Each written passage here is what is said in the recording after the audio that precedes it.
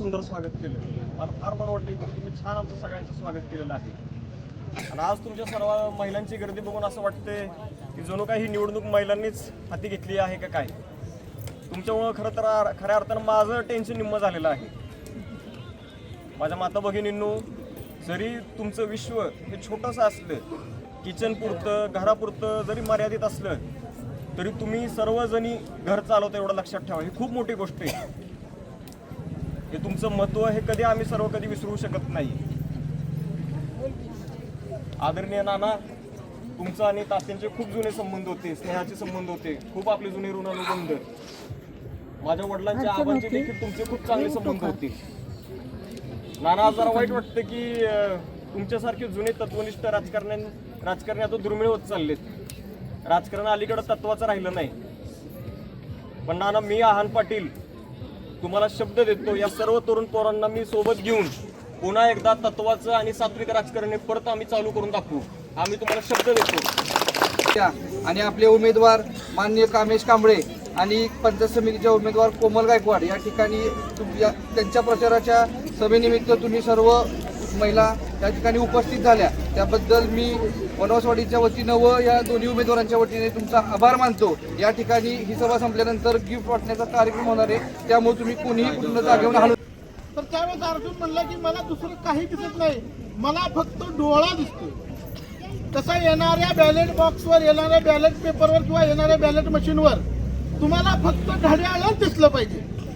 आणि त्या घड्याळाच्या चिन्हासमोरील बटन दाबून अधिकृत आपले जे उमेदवार आहेत त्यांना भरघोस मतांनी विजयी करायचे आहे. मी इथं असणाऱ्या महिलांना सांगतो, पैसा शाश्वत नाही.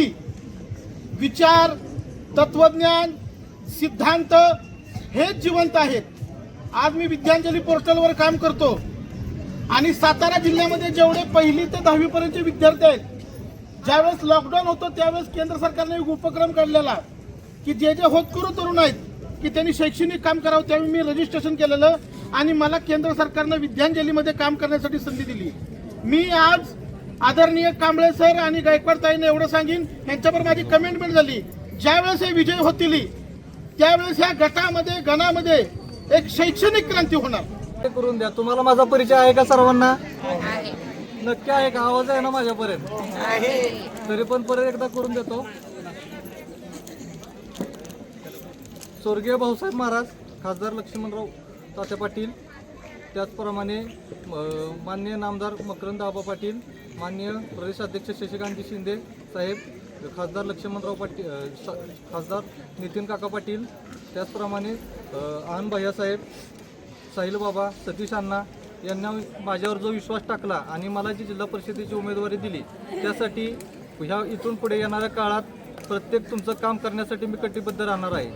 माझ्याकडे पूर्वी कोणतेही पद नसताना शिंदे साहेबांच्या माध्यमातून, मकरंद आबांच्या माध्यमातून मी तुम्ही बसलेल्या जागेवरचे पेवर्स ब्लॉकचं काम असेल, मागे जो सभागृह असेल, हा आपण आमदार फंडातून मंजूर केलेला आहे. आणि वनवासवाडीमध्ये बहुतेक भागातील झालेली कामे हे येथील सदस्य असलेल्यांच्या माध्यमातून झालेले आहेत. प्रशासनाचा तगडा अनुभव माझ्या पाठीशी आहे. येणाऱ्या काळात तुमची जी काही कामे असतील ती सर्व मार्गी लावण्याचा मी प्रामाणिक प्रयत्न करीन. येणाऱ्या 5 तारखेला तुम्ही मला घड्याळ या चिन्हासमोरील बटन दाबून, त्याचप्रमाणे माझ्याबरोबर पंचायत समितीसाठी कोमलताई आहेत, त्यांच्यासमोरील घड्याळ या चिन्हासमोरील बटन दाबून मला येणाऱ्या 5 तारखेला आपण आशीर्वाद रूपी मला मतदान करा, एवढं मी आपणास आवाहन करतो आणि थांबतो. मतदारसंघाचे राष्ट्रवादीचे जिल्हा परिषदचे उमेदवार कामेश दिलीपराव कांबळे, त्याचबरोबर याच खेड गणातील पंचायत समितीच्या राष्ट्रवादीच्या उमेदवार कोमल गायकवाड आणि उपस्थित सर्व आत्ता ज्याने अतिशय थोडंच बोलले पण मार्मिक बोलले ते आमचे सहकारी भैया, आमचे जुने सहकारी आणि राजकारण समाजकारणामध्ये सातत्यानं बरोबर असणारे नाना, आत्ता राष्ट्रवादी काँग्रेस पक्षाचे आपले उमेदवार कामेश कांबळे, त्याचबरोबर गायकवाड ताई उपस्थित सर्व वनवासवाडीतील सर्व आबालवृद्ध महिला आणि बंधू आणि भगिनींनो, आज या ठिकाणी बोलत असताना खऱ्या अर्थानं मगाशी जे शिक्षक कोण होते त्यांनी अतिशय चांगल्या पद्धतीचं आपल्याला मार्गदर्शन केलं.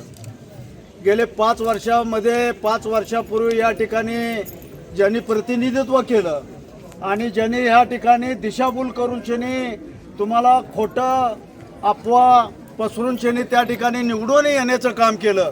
मला पचलेल्या महिलापैकी कुणीही सांगावं की या ठिकाणी महिला निवडून दिल्यानंतर ह्या तुमच्यामध्ये किती वेळा आल्या आणि किती वेळा येऊन शनी तुमच्या समस्या आणि तुमचे प्रश्न सोडवण्याचं त्यांनी काम केलं.